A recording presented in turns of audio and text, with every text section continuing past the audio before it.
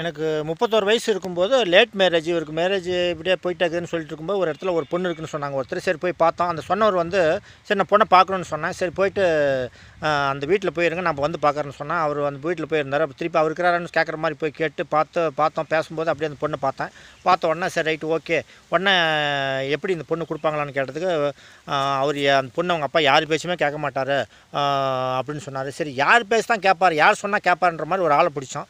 ஆளை பிடிச்ச உடனே அவர்கிட்ட போய் பேசணும். அவர்கிட்ட பேசினோடனே அவர் விசாரிச்சார், எங்களை பற்றி விசாரிச்சுட்டு சரி ரைட் வந்து சொன்னார். நல்ல பையன், நல்ல குடும்பம், நீங்கள் வந்து யோசிக்க வேணாம் கொடுங்கன்ற மாதிரி உறுதியாக சொன்னார். அவர் சொன்னால் இவர் மறுபேச்சு பேசாத மாதிரி ஒரு ஆள் பிடிச்சோம்.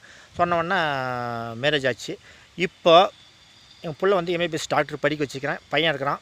அதாவது பெரியவர்களால் நிச்சயிக்கப்படல, சிறியவர்களால் நிச்சயிக்கப்பட்டது தான். அது நாங்களே முடிவெடுத்தது தான். அது மாதிரி இதே மாதிரி உங்கள் வாழ்க்கையிலும் ஏதாவது ஒரு த்ரில்லிங்கான ஒரு வாழ்க்கை ஒரு சம்பவம் நடந்திருக்கும். அதெல்லாம் வந்து நினைவு பார்த்து மகிழ்ச்சி அடைங்க. நன்றி.